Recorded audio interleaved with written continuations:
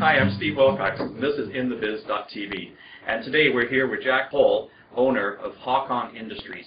And it describes itself as a different kind of air conditioning company. And they've gone from being a traditional paper-based batch processing style of company to getting into the current generation of real-time mobile computing systems to enable better service for their customers. And Jack was fortunate to be able to increase his business, his profitability, by 75% with making one key decision. So good morning, Jack. Good morning. Thank you for joining us this morning. You're welcome. So I think let's start with just going back a little bit in history. And what was your company like? Do we have to go back? We were a pretty traditional company, and sort of plodding along with methods that were probably pretty inefficient, and a lot of redundancy and procedures and processes in our staff through administration of work orders as we were doing the day-to-day operations. No, my understanding is that before you went through this paradigm shift, your business was really struggling a bit at that point. It was probably pretty close. Yeah. Maybe I don't want to admit to that now, or didn't want to admit to it at the time. It bothered me in that I kind of felt that the model of how we were delivering our services and how we were structured just wasn't working, and I didn't see any long-term solution that was going to really allow us to do things a lot different and deliver the quality that is consistent with the way that I like to do things. So really what got you into deciding that you needed to make a strategic change to your business, a paradigm shift to the way you're operating? I guess probably the mindset that there's got to be a better way. I mean, what's the old cliche about necessity being the mother of invention? Yeah. I really felt that either it was going to be the same old stuck on that treadmill for ad infinitum, or we better find a better way to do this, that we could deliver a quality product and still maintain good level of profitability, or get to a good level of profitability. Is probably a better way to put it. But isn't there that adage of if it ain't broke, don't fix it? Well, I think we were leaking oil and the tires were a little low, and I'm not sure I'd say categorize it as being 100% broken, but it certainly wasn't working the way you wanted it to. Exactly. Yeah. But the problem with that is, we didn't have the resources to expand and be more profitable at what we were doing. Right? Yeah. We had a lot of overhead staff to support what we were doing to service them very well. Right. Yeah. So now, what was the paradigm shift that occurred for you?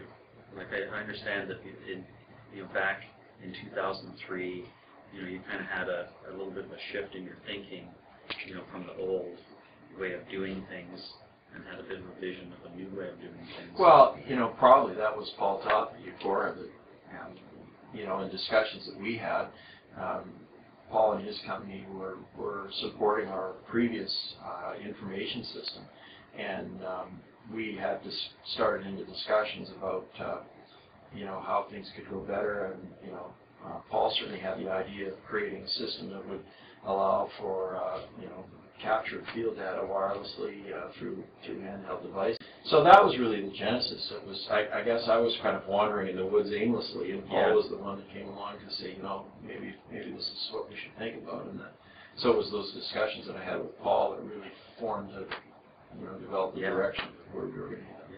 Yeah. Now was that a bit scary for you? Oh, that's a major change to the way you were going to do business. Yeah, I guess looking back on it, it was a little bit scary.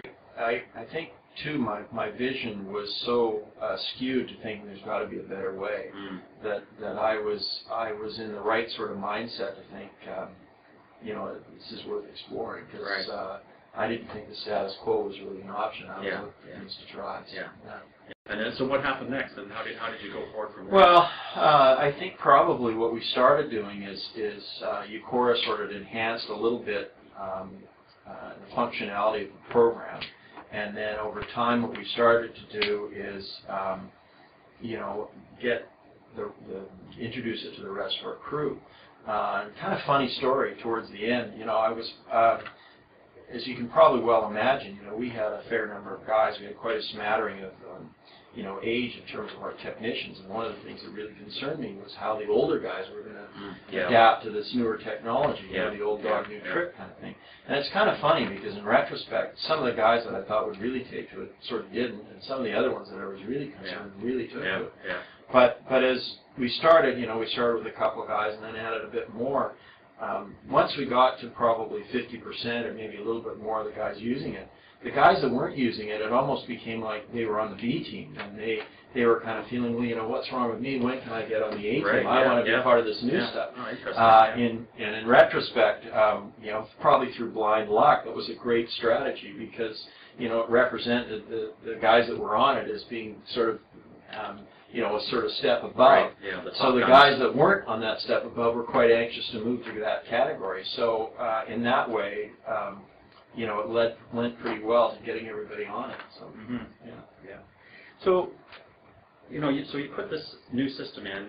You know, you moved from an old batch style system of processing your work. Batch and queue. Yeah, batch and queue, right? Yeah. And so you've got this whizzy new system with handhelds and real-time information going on in the field. So if you roll the clock forward a year, right, what happened? What was the experience and what were the results? Well, we spent a lot of time, you know, to Eucora's benefit. They really said to us, you know, the way this is going to work is for you to spend a fair bit of time or getting lots of input from the end user to make sure that it's friendly to them and designed for a way that, you know, works for them in the field. Yeah. So, you know, that was great advice. And, you know, initially we spent a lot of time, you know, the way the program developed, it was, you know, it was pretty small in terms of its functionality, and then slowly over time we just keep adding more things. And initially in that initial period, you know, we spent a lot of time, as I said, with the technicians saying, what do you like, what don't you like, how do you want the screen set up, and that sort of thing. So it was great because they were sort of taking ownership a little bit too. We were making them part of the process, and obviously that worked well because, you know, we were getting their buy-in, right? So yeah, I mean that's sort of how it evolved with the guys that way, and we just added more functionality as it went. So I think now I heard the story that at the end of it, I think it was the first year, you got your financial statements and you thought they were wrong. Well, that was actually a couple of years down the road. A couple of years later, okay. But you know, what really started to make there's a few sort of things, if I could say, a couple of milestones in there. One of them was when we allowed our clients to have a user ID and password to access the system. Right. And so you really opened it up. You know, one of the things that sort of struck me, and I guess maybe I was able to sort of categorize it after in discussions that I had with Paul, is, you know, we were always I was always interested in operating in a way that was pretty transparent. I wanted to treat people the same, and we look the same no matter which angle you look at it. I think you end up being a fairly streamlined organization that way. But I'll tell you, when we went live and giving our clients the ability to look in at any time and see what we were doing, you know, we were really starting to look into a glass house. And boy, that's a bit of a motivator to make sure you're doing things right, and the reports are in the system written well, because as soon as somebody saves something, it's there. So that was a real milestone for us. And the other thing that was a big milestone was when we allowed our mechanics to create and set up their own quotes for new recommendations. Well, that must have been a big shift in the whole industry for doing that. Yeah, well, I don't know of anybody else that does that, both locally and through some of the associations we're involved in across North America. I mean, we just had one of our service coordinators attend a seminar back east in Boston this past week, and she came back and was just shaking her head. She said, I couldn't believe how backwards everybody else was relative to what we were doing. And anyways, that was another milestone when we started to allow these guys the ability to send quotes directly too. And I had similar sort of reaction at that point as I did when we gave our clients a user ID and password, because thinking, oh, what am I doing here? I'm opening up Pandora's box. But that was one thing that made us more efficient, and the ability to quote that stuff you know, it was fairly healthy margin stuff, and it didn't take a whole lot of sales effort because these guys were sending it out. And it made a huge difference to us internally because previously each one of these guys would bringing in, you know, each one of our 15 or so field technicians would be bringing in probably 10 quotes a week. So, you know, 10 times 15, 150 quotes, and our office staff had to try and write these things up and send them out the door, and they're not technicians, so they may not have been using the right verbiage anyway. So we cut that time down. We cut the process time down to get it out the door. Yeah. And, you know, I think as a result of that, we were also getting a lot more of these quotes approved because they were much better written. They were right from the technician's hand. And getting back to your initial question about our financials, it was sort of the end of the first full year of having that in place that we got our financials. But, you know, I had a pretty good idea from, you know, some of the, you know, key financial reports and stuff. We were getting a pro forma thing and you know, quarterly things and that kind of stuff. I thought, geez, you know, this can be pretty good. But when we actually got the year-end numbers, whoa. Yeah. And, you know, I think the other thing that impacted in us there, too, is we had one of our internal staff leave us, and we were in a position where we just didn't need to replace her. Yeah. Because, you know, because we were so much more efficient. So, yeah, that was it's nice to get a positive surprise. Yeah, exactly. Yeah, well, and also being able to do that with the, you know, your mechanics being able to do the quotes, did that free up some of your salespeople now to go and, you know, grow the business more aggressively in other areas?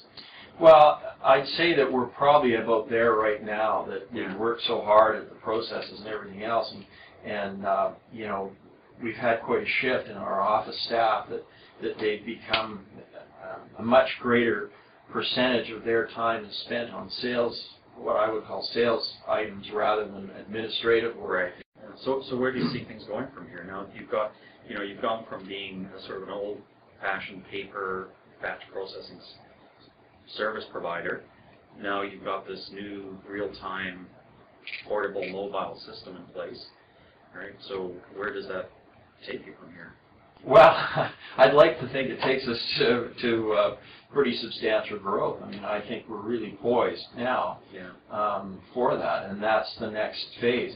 So let me ask you a question in terms of, you know, about this interview in particular. Why are you doing this? Because you're really, you know, talking about your business and the benefits it's had to you. You're also talking about Eucora and how they've helped you. Well, I mean, it's easy to talk about the change that it's made now that we've seen the change and seen the results. So that's kind of fun.